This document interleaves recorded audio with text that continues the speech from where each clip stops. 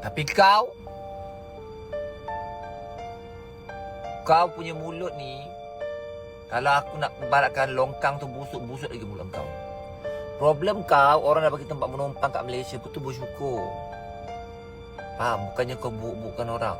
Tak pasal-pasal siapa yang nama Azizah kat sini. Malu tau. Lagu Oh Azizah.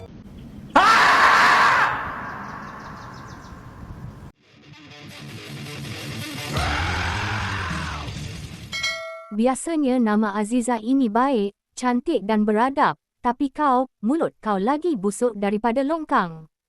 Itulah kenyataan tegas yang dikeluarkan Datuk Alif Shukri apabila usahawan selebriti ini mengulas mengenai Azizah Rohingya yang mengutuk negara Malaysia yang dikatakan memberi layanan buruk kepada pelarian Rohingya.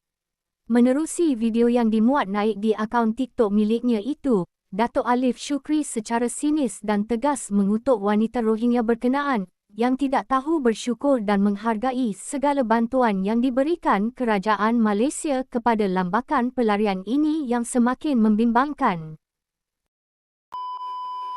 Oi Azizah, nama kau sedap.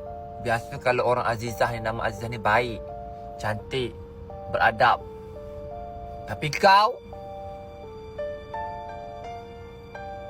punya mulut ni, kalau aku nak ibaratkan longkang tu busuk-busuk lagi mulut kau. Problem kau, orang dah bagi tempat menumpang kat Malaysia, kau tu bersyukur.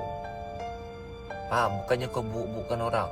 Tak pasal-pasal siapa yang nama Azizah kat sini. Malu tau. Lagu Oh Azizah, gadis ayu. Tapi kau, Oh Azizah, mulut longkang, mulut busuk. Kadang-kadang kau, nama Azizah dah buruk, busuk. Atau Malaysia kutuk. Kita ni, cakap depan-depan, tak benci pun pelarian, tak benci pun orang Myanmar, tak benci pun orang Kemboja.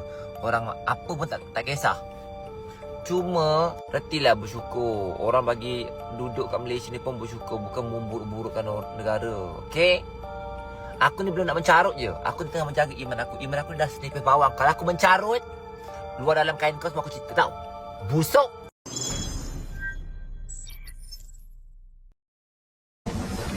Subscribe with notifications on.